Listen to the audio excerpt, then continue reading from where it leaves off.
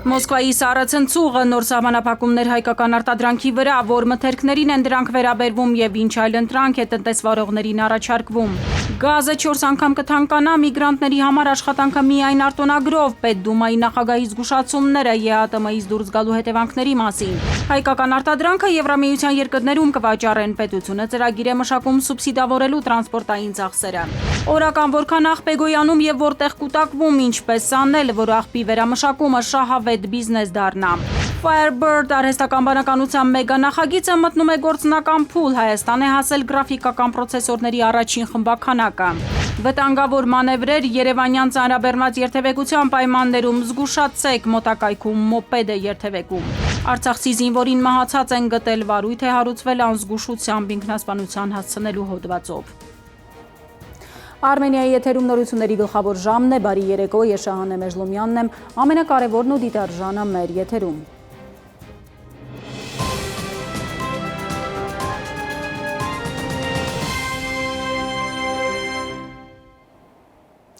Մոսկվան սառցընծուղի տակ է առել Երևանը, հերթով քայլ առ քայլ նոր խոստացումներ եւ սահմանափակումներ է մտցնում հայկական արտադրանքի համար։ Բանջարեղենից, կանաչեղենից եւ ելակից հետո այսօրվանից սահմանափակված է կորիզավոր մրգերից, Իրանի, կերասի, սալորի, բալի եւ նաեւ խաղողի ներմուծումը Ռուսաստան եւ ԵԱՏՄ երկրներ։ Արդեն հայտնի է, որ վաղվանից էլ ժամանակավոր սահմանափակումներ է մտցվում սմբուկի, կարտոֆիլի եւ չրերի համար։ Տոննաներով պղպեղով բեռնված բեռնատարները վերադառնում են Երևան։ Հսկայական վնասներ կրող տնտեսվարողներին կառավարության ղեկավարը խոստացել է, պետությունը կաջակցի բիզնեսին, նրանց արտադրանքը եվրոպական սուպերմարկետներում են վաճառելու։ Եվրոպա մուտքը, սակայն ըստ եվրոպացի պատգամավորի դեռ այդքան էլ մոտ չէ։ Ժամի անդրադարձը։ Ռուսաստանի հերթական անակնկալը Հայաստանին ու հատկապես հայ տնտեսվարողներին, եւ սա Փաշինյան-Պուտին հունիս 1-յան հեռախոսազրույցից ու ջերմ բարեմաղթանքներից հետո։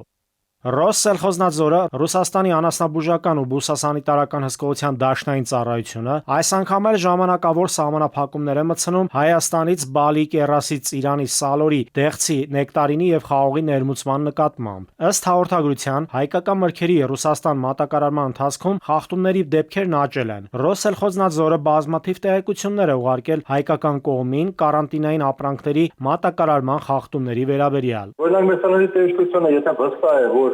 տվյալ ձեռնարկությունների ապրանքը լավ է, թող գնա պայքարի, թող գնա պաշտպանի մեր արտահանողների շահերը։ Պրոբլեմը նրանից է գալիս նաև, որ մշակույթը ցածր է շատ, ստուգումները բավարար քանակով չեն արվում, չնայած տեսչությունը ակտիվացել է, բայց էլի բավարար քանակով չեն արվում։ Ռոսսելխոզնadzորից հայտնում են, որ հայկական մրգերի Ռուսաստան մատակարարման ընթացքում խախտումների թվի աճը վկայում է Հայաստանի գյուղատնտեսության նախարարության լուծարման հետևանքների մասին, որի լիազորությունները կառուցվածքային բարեփոխումների արդյունքում փոխանցվել են էկոնոմիկայի նախարարությանը։ Հաշվի առնելով, որ վերջերս Հայաստանից ներմուծվող արտադրանքը չի համապատասխանում ԵԱՏՄ եւ Ռուսաստանի բուսասանիտարական պահանջներին, կարելի է ենթադրել, որ Հայաստանի էկոնոմիկայի նախարարությունը կառուցվածքային խնդիրներ ունի եւ չի կարողանում կատարել գյուղատնտեսության նախարարության լուծարումից հետո իրեն վերապահված պարտականությունները։ Ռուս մասնագետները ստուգումներ են իրականացրել Հայաստանի ձկնավերամշակող ձեռնարկություններում։ Հայաստանը դադարեցրել է Ռուսաստան արտահանման համար նախատեսված կենդանի ձկան եւ ձկնամթերքի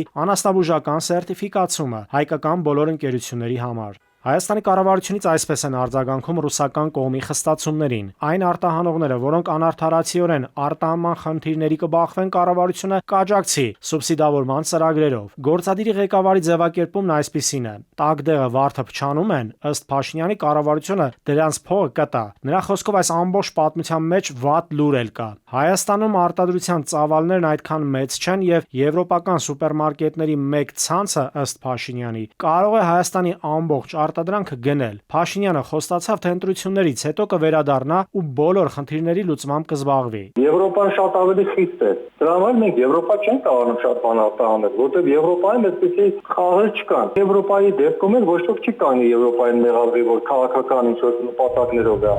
Ռուսաստանը փորձում է նախընտրական իրավիճակում ճնշումներ գործադրել Հայաստանի վրա, ազդել ընտրողների կարծիքների վրա, որպեսզի նրանք հաշվի առնելով այդ հնարավոր ռիսկերը ռուսամետ ուժերին ձայն տալ, քանի որ նպատակը ճնշումն է, ըստ Հայաստանի իշխանությունների, նրանք հույս ունեն, որ ընտրություններից հետո դրա անհրաժեշտությունը կվերանա եւ բազմաթիվ հարցեր նորից կկարգավորվեն։ Եվրոպասերների համար սակայն Եվրախորհրդարանի падգամավորները ոչ այդքան լավ լուր ունեն։ Ռուսական լրատվամիջոցներին լյուքսեմբուրգցի падգամավոր Ֆերնան Կարթայզերը հայտնել է, որ Հայաստանի մինչև 2030 թվականը Եվրամիությանն անդամակցելու շանսերը քիչ հավանական են։ Եվրաչինովնիկի ձևակերպմամբ Հայաստանի Եվրամիությանն անդամակցության հարցը մեծ մասամբ մնում է տեսական։ Կարթայզերն այսպես է բացատրել, որ պետք է հաշվի առնել Հայաստանի աշխարհագրական դիրքը եւ բարդ հարաբերությունները առնվազն հարևաններից մեկի հետ։ Նման թեկնածությունն ըստ Եվրապադգամավորի առաջացնում է բազմաթիվ հարցեր։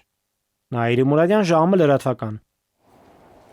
Հայաստանի վարչապետը թաքցնում է Եվրասիական տնտեսական միությունից հնարավոր դուրս գալու հետևանքները, հայտարարել է Պետդումայի նախագահ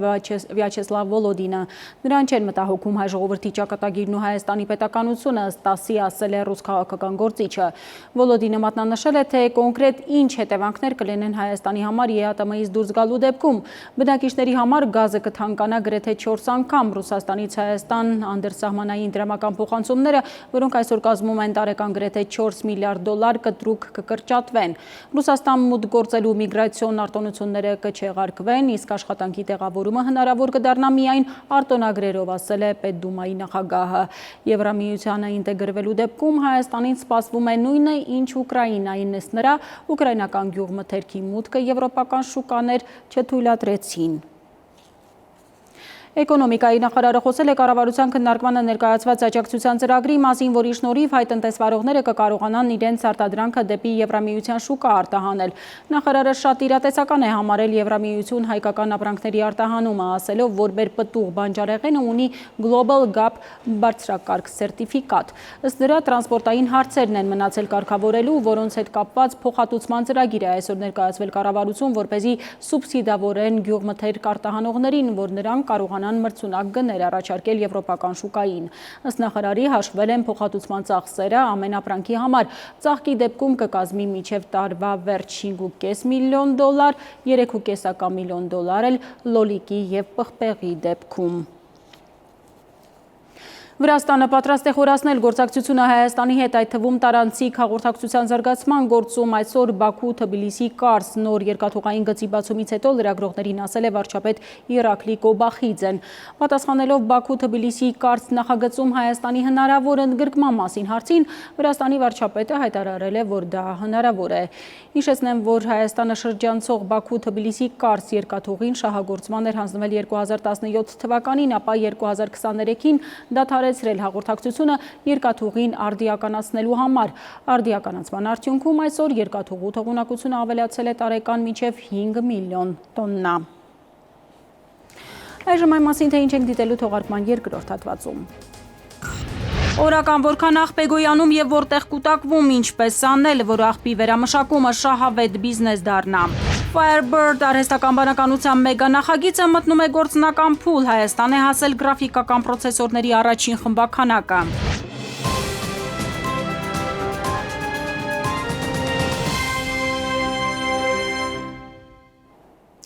Ժամը շարունակում է աշխատանքը Արմենիայի ուղիղ եթերում։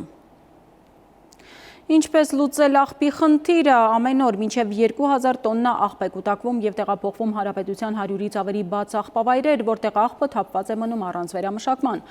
Նոր գոյացող թափոնների խնդիրը լուծելու համար պետությունը նախագիծ է մշակում, որ արտադրողը ինքը զբաղվի աղբի վերամշակմամբ եւ դա լինի շահավետ բիզնեսի համար։ Թանկարժեք սարքերը գնելու համար լիզինգ կտրամադրեն, բնապահպանական վճարներն էլ կուղղեն բիզնեսին գործը գլուխ բերելու համար։ Արմեն Աթալյանի ռեպորտաժը։ 700,000 տոննա կոշտ կենցաղային աղբ է գոյանում ամեն տարի Հայաստանում։ Մեկ հայաստանցի նորական ստեղծում է մինչև 800 գրամ թափոն, եվրոպացուց 2.5 անգամ պակաս։ Բայց այսքանով լավ նորություններն ավարտվում են։ Երկրում կա 100-ից ավելի բաց աղբավայր, սակայն չկա ոչ աղբի տեսակավորում, ոչ էլ ենթակառուցվածք։ Կառավարությունը հարցի լուծումը փորձում է տալ լիզինգի միջոցով։ Արտադրողը կարող է իր մոտ տեղադրել թափոնների վերամշակման հատուկ սարքավորումներ եւ տեղում փակել խնդիրը։ Դրանք շատ կոնկրետ սարքավորումներ են, որոնք հենց նախատեսված են թափոնների երկրորդային հումքի վերամշակման համար, ու ենթադրենք արտադրողը իր մոտ նաև դնում է թափոնի վերամշակման սարքավորում, Եթե մենք ընտրում ենք այն մոդելը, որ թափոնների վերամշակումը լոկալիզացնում ենք, դեպքում պիտի լավ խթանենք, որպեսզի հետո երկրորդ ծախսը չանենք մեծ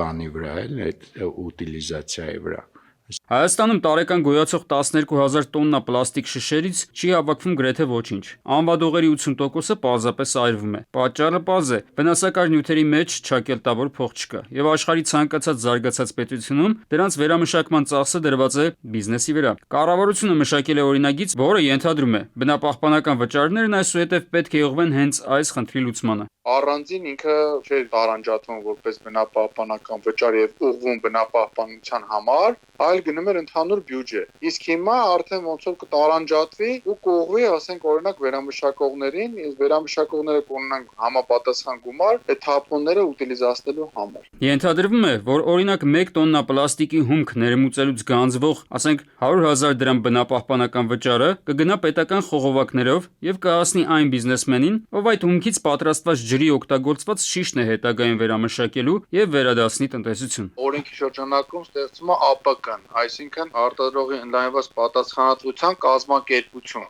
ԱՊԿ-ն ինքը վերցնելու այդ գումարները ներմուծողներից եւ վճարի վերամշակողներին։ Պլաստիկ, տարբեր պլաստիկի տեսակներ, անվադողեր, յուղեր, յուղոթի ֆիլտրներ, իրանց վերամշակումը որպես այդպիսի շահութաբեր չի։ Այս փոփոխությունների արդյունքում նախկինում գոյացած աղբի խնդիրը չի լուծվի, բայց սա հնարավորություն կտա նոր աղբավայրերի ստեղծումը կասեցնել, աղբահանությունն ու դրա հետագա վերամշակումը տեղափոխել քաղաքակիրթ ռելսերի վրա։ Արմեն Աթալյան, ժամը լրատվական։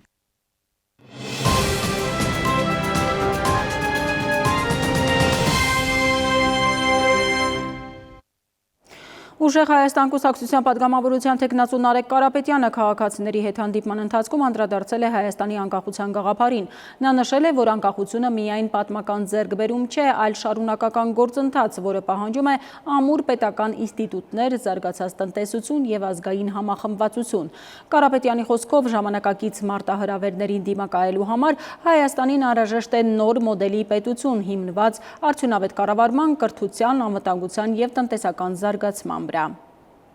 Անկախությունը հնարավորություն է տալու մենք որոշենք ինչպես ենք շարժվելու։ Եթե մենակ ասֆալտ անելն է մեր հույսը, եթե մենակ այս ամեն ինչն է մեր հույսը, մենք 100 տարի հետո էլ լավ չենք ապրելու։ Մեզ պետք է նոր մոդելի պետություն, ժամանակակից, արագ, դինամիկ, որ տարածաշրջանի բոլոր երկրները վաղը մյուս օրը մեզանից օրինակ վերցնեն, որովհետև ինչպես այսօր նշել եմ, աշխարհում չկա տեղ, որտեղ դուք գտնեք աղքատ հայ, բացի Հայաստանի Հանրապետությունից։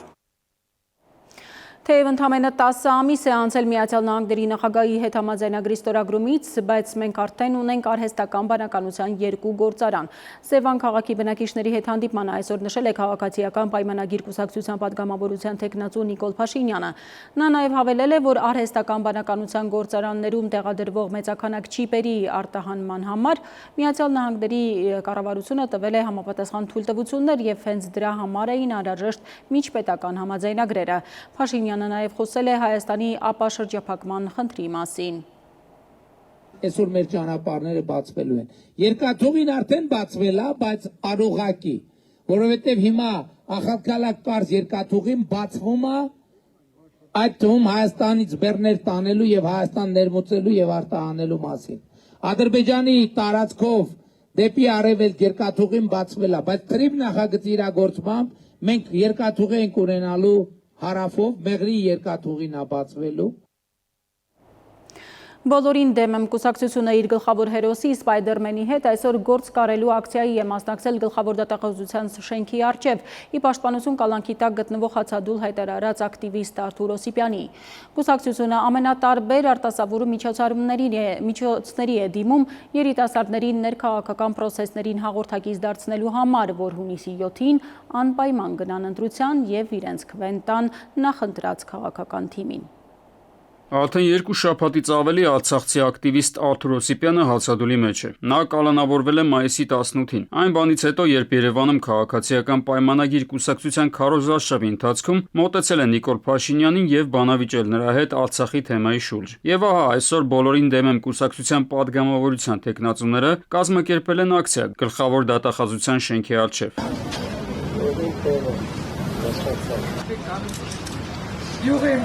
Պսևդո քնչադատախազական համազգեստով չակերտավոր վատ Սպայդերմենը գործ է կարում լավ Սպայդերմենի վրա։ Բոլորին դեմ է մականները ակցիայի միջոցով փորձում են հանրության ուշադրությունը գրավել քաղբանտարկյալների խնդրի վրա, նշելով, որ Հայաստանում շարունակվում են քաղաքական ենթատեքստով քրեական գործեր կատարել։ Օրինակ, Օսիպյանին մեղադրանք է առաջադրվել խուլիգանության հոդվածով։ Ակտիվիստը նույն օրը հայտարարել է հացադուլ եւ պահանջել Փաշինյանից հրապարակային ներողություն խնդրել իրեն փախած անվանելու համար։ Արթուր Օսիպյանից բացի Հայաստանում էլի կան քաղբանտարկյալներ, որոնց նկատմամբ գործերը տարբեր կերպ կարվել են, սկսած նրանից, որ կեղծվել են որոշ ապացույցներ, մոնտաժվել են կամ կարվել են ինչ-որ բաներ, հուսով ենք, որ այս ամեն ինչը կտարածվի մարդկանց մոտ, բոլորը իրենց բողոքի ալիքը կբարձրացնեն ու հնարավորություն կընձեռվի, որ այդ մարդը լինի ազատության մեջ։ Բոլորին դեմ եմ կուսակցության падգամավորության տեխնացուները նշում են, որ ինքնատիպ ակցիաների միջոցով փորձում են իրենց հաղորդագրությունները հասցնել հատկապես երիտասարդությանը, որպեսզի նրանք ավելի ակտիվ ներգրավվեն քաղաքական պրոցեսներում եւ մասնակցեն գալիք ընտրություններին։ Արմեն Աթելյան, ժամը լրատվական։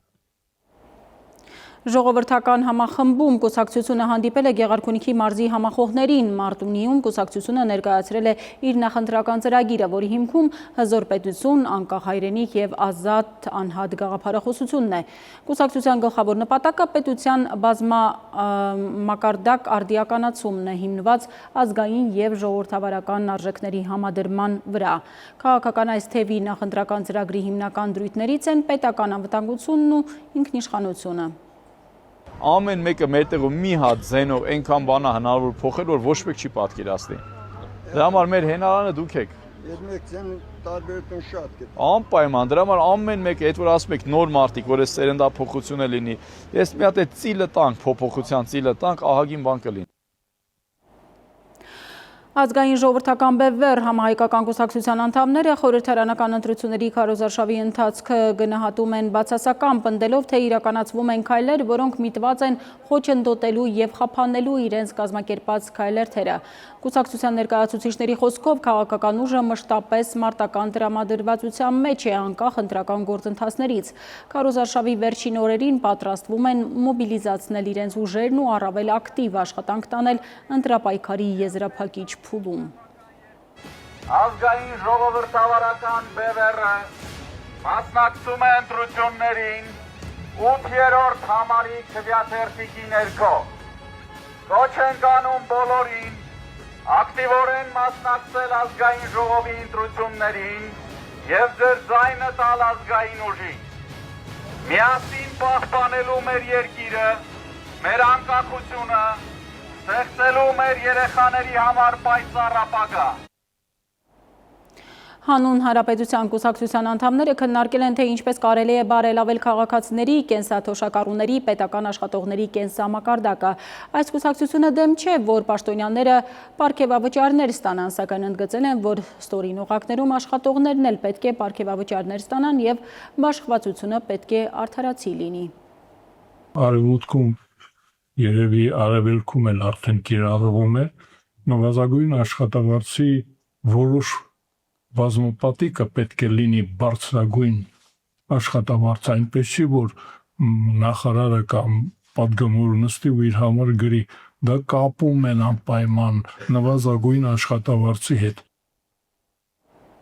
Բարգավաճ Հայաստան կուսակցության առաջնորդ Գագիկ Ծառուկյանը Վանաձորում քաղաքացիների հետ հանդիպման ընդգծել է, որ կարևոր է մասնակցել ընտրություններին, նշելով, որ հունիսի 7-ը ճակատագրական օր է լինելու հայ ժողովրդի համար։ Նրա խոսքով քաղաքացիները պետք է ընտրություն կատարեն շարունակական զիջումների, պառակտման եւ հետընթացի կամ երկարատև խաղաղության, համերաշխության եւ բարեկեցության միջև։ Նա նշել է, որ յուրաքանչյուր քվե կարևոր նշանակություն ունի երկրի ապագայի համար եւ հենց ժողովրդի որոշումից է կախված Հայաստանի հետագա զարգացման ուղին։ ԲՀԿ ներկայացուցիչները կոչ են արել ակտիվ մասնակցել քվեարկությանը, պատասխանատվությամբ մոտենալ իրենց ընտրությանը եւ տեր կանգնել երկրի ապագային։ Ծառուկյանը անդրադարձել է նաեւ երկրի տնտեսությանը, նշելով, որ օրական ստանում է հարյուրավոր զանգեր, դժգոհություններ կապված տնտեսության հետ։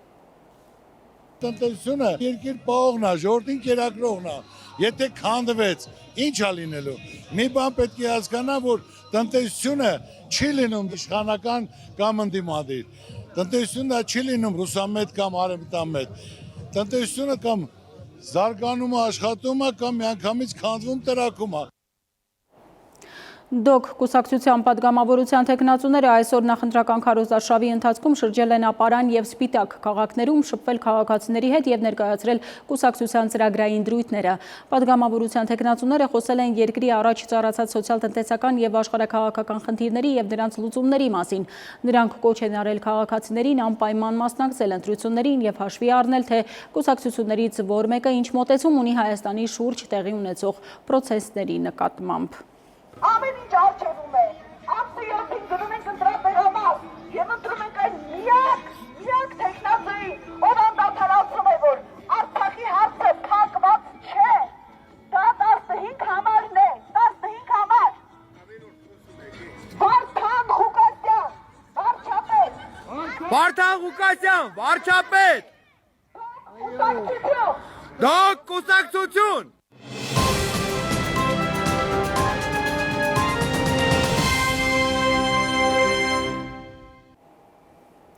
Firebird արհեստական բանականության մեգանախագիծը մտնում է գործնական փուլ։ Հայաստան է հասել NVIDIA Blackwell գրաֆիկական պրոցեսորների առաջին խմբականակը։ Զվարթնոցում բարձր տեխնոլոգիական արդյունաբերության նախարար Մխիթար Հայրապետյանը և Firebird ընկերության համահիմնադիր Ալեքսանդր Եսայանը ներկայացնելով ծրագիրը ասել են, որ առաջին փուլով նախատեսվում է Հրազդանում գործարկել շուրջ 18 մեգավատ հզորությամբ ժամանակակից արհեստական բանականության տվյալների կենտրոն։ Ներդրումների ծավալը առաջին փուլում շուրջ 500 միլիոն ամերիկյան դոլար է։ Երկրորդ փուլում նախատեսվում է ներգրավել մինչև 4 միլիարդ դոլարի ներդրումներ և շահագործման հասնել ևս մոտ 42,000 գրաֆիկական պրոցեսոր։ Հայաստանը առաջ մղելով աշխարհի ամենահզոր արհեստական բանականության տվյալների կենտրոններ ունեցող երկրների առաջատար հնգյակի մեջ։ 2025 թվականի օգոստոսի 8-ին Վաշինգտոնում կնքված ՀՀ-ԱՄՆ փոխըմբռնման հուշագիրը արհեստական բանականության և կիսահաղորդիչների ոլորտում հիմք հանդիսացավ, որ Հայաստանը դիտարկվի որպես ԱԲ ենթակառուցվածքներ ունեցող մի յուրօրինակ տարածաշրջանային հանգույց, և Firebird-ը այն ընկերությունն էր, որը հիմնադրվեց մեր գործընկերների կողմից, մեր հայրենակիցների կողմից։ Այս պահին ունենք երկու փուլով հաստատված թույլտվություններով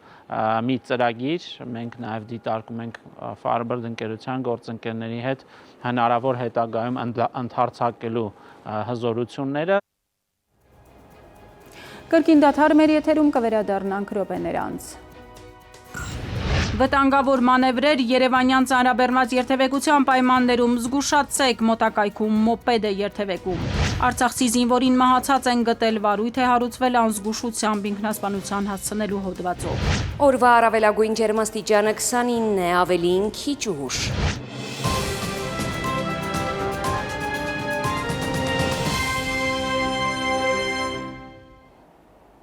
Ժամը շարունակում է աշխատանքը Արմենիայի ուղիղ եթերում։ Վտանգավոր մանևրեր Երևանյան ծանրաբեռնված երթևեկության պայմաններում խոսքը մոպեդներով և մոտոցիկլետներով երթևեկողների մասին է, որոնք հաճախ կանոնների խախտումներով են վարում տրանսպորտային միջոցը և վթարների պատճառ դառնում, աննկատ սողոսկելով ավտոմեքենաների արանքներով։ Ճանապարհային անվտանգությունը կանոնների պահպանումից է սկսվում, հիշեցնում են մասնագետները և հորդորում ղեկին նստելուց առաջ նախ մոպեդը կառավարել սովորել։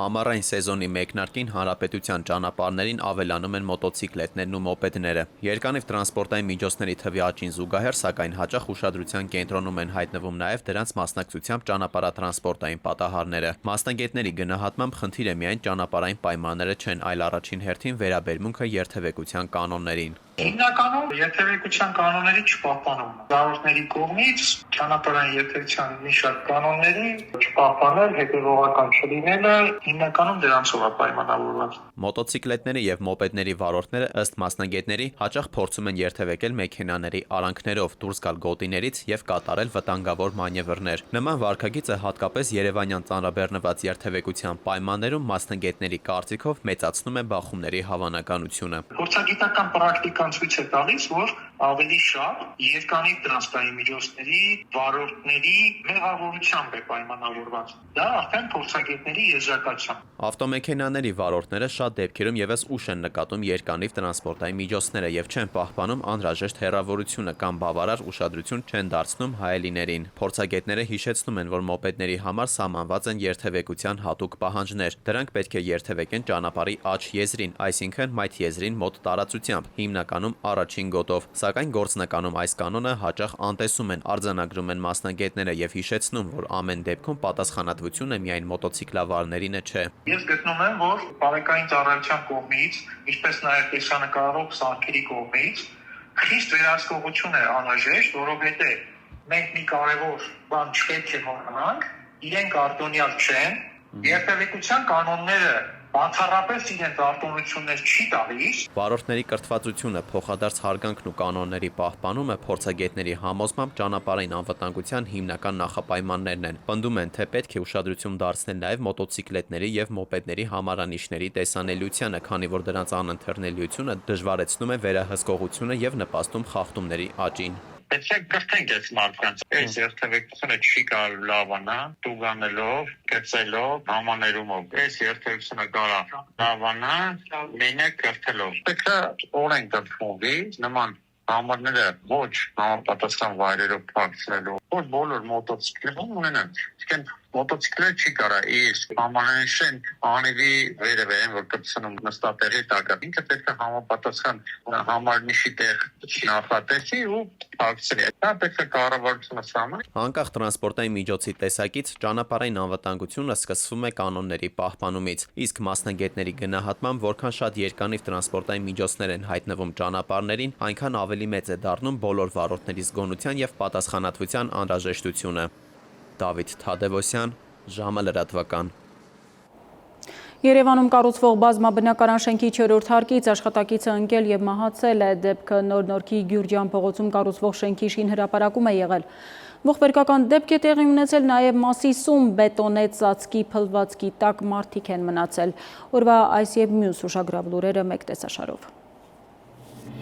Զորամասերից մեկում զինծառայողի մահվան դեպքի առթիվ քրեական վարույթ է նախաձեռնվել զինծառայողին ազգուշությամբ ինքնասպանության հասցնելու հոդվածով։ Նշանակվել է դատաբժշկական փորձաքննություն, հայտնում են քննչական կոմիտեից։ Ավելի վաղ Պաշտպանության նախարարությունը տեղեկացրել էր, որ կեսգիշերն անց հայտնաբերվել է զինծառայող Արամայիս Մելուժանի Գևորգյանի դին։ Լրատվամիջոցների տվյալներով զինծառայողի մարմինը կախված վիճակում հայտնաբերվել է Կապանի զորամասերից մեկում։ Նա արցախցի էր, հունվարին պետք է զորացրվեր, 20-ամյակը կլրանար շուտով։ Նրանք տեղահանվել էին Լաչինից 2023 թվականից ընտանիքի հետ բնակվում էր Արմավիրի Արտիմեդ համայնքում։ Արամայիսը ընտանիքի միակ տղան էր, իրենից մեծ 2 քույր ունի։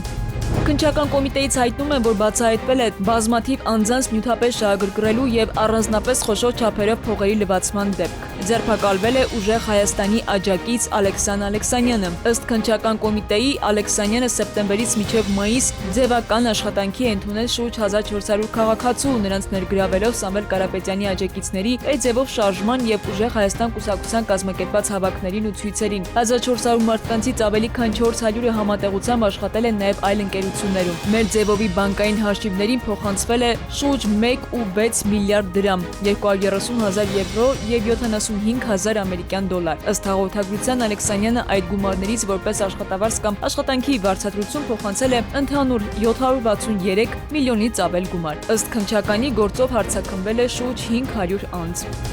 Կաթողիկոսը այսօր հայտարարել է, թե այդքան դյուրին չէ հայոց հայրապետին հրաժարական պարտադրելը։ Նա հավելել է, եկեղեցին միշտ էլ պատրաստ է իր իրավունքները պաշտպանել։ Որևէ կառույցի ու իշխանության թույլ չենք տա, որ միջամտի եկեղեցու ներքին կյանքին ու ենթարկեցնի իր կամքին, նշել է վեհափառը։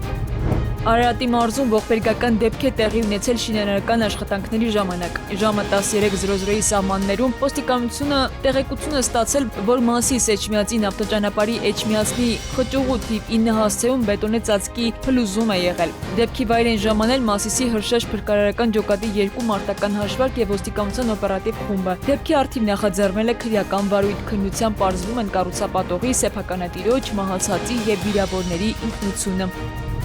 Թումանյանի անվան զբոսայգում այսօր մեկնարկում է Երևանի բալետային 4-րդ միջազգային փառատոնը։ 4 օր շարունակ Երևանում բալետային տրամադրություն կլինի։ Հունիսի 2-ին եւ 3-ին տեղի կունենա Թամար բալետային ստեղծագործության համաշխարհային պրեմիերան։ Անվանի բալետմայստեր Իլյա Ժիվոյի բեմադրությամբ աղթամար լեգենդի հիման վրա ստեղծված բալետի երաժշտության հեղինակը շվեյցարաբնակ կոմպոզիտոր Վալերի Տոստովն է։ Հունիսի 5-ին եւ 6-ին կցուցադրվի Սասունցի Դավիթ բալետ օրատորիան։ Երևանի քաղաքապետարանից փոխանցում են, որ ներկայացումների ավարտից հետո Թումանյանի անվան այգու կանգառից դեպի մետրոյի բարեկամություն եւ Զորավար Անդրանիկ կայարաններ կգործեն ավտոբուսային անվճար երթուղիներ։ Քնարիկ Պետրոսյան, ժամը լրատվական։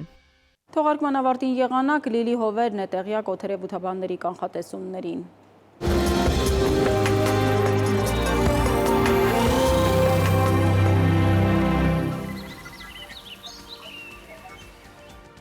Բարերեկո եղանակի տեսության հովանավորն է իտալական ունիկալ ապրանքանիշը, իր որակյալ և գերխնայող գազի կաթսաներով։ Դրանք պաշտոնապես ներկայացված են էքստերիեր խանութ սրահներում, ունիկալ տարվա բոլոր եղանակներին։ Մետեոաշխարհ նախ Հայաստան։ Մեր երկրի մեծ մասում նոր օրը կանցնի փոփոխական երկնքով։ Տեղումներ սպասվում են առավելապես հյուսիս-արևելյան գոտիներում։ Ջերմաստիճանը առաջիկա օրերին կբարձրանա ևս 4 Վաղը ցերեկը Շիրակում, Կոտայքում, Գեղարքունիքում, Արագածոտնի եւ Վայոց-Ձորի լեռնային գոտիներում կդիտվի 18-ից 21 աստիճան։ Վայոց-Ձորի եւ Արագածոտնի նախալեռներում սպասվում է 26-ից 29, Լոռիում 13-ից 18, Տավուշում 18-ից 21 աստիճան, Արարատում, Արմավիրում կդիտվի 26-ից 29, Սյունիքի հովտային գոտիներում սպասվում է 26-ից 28, Սյունիքի նախալեռներում 16-ից 20 աստիճան։ Երևանում տեղումներ սպասվում են երեկոյան, այս գիշեր 10-ից 13, ցերեկը 26-ից 29, երեկոյան 18-ից 20 աստիճան։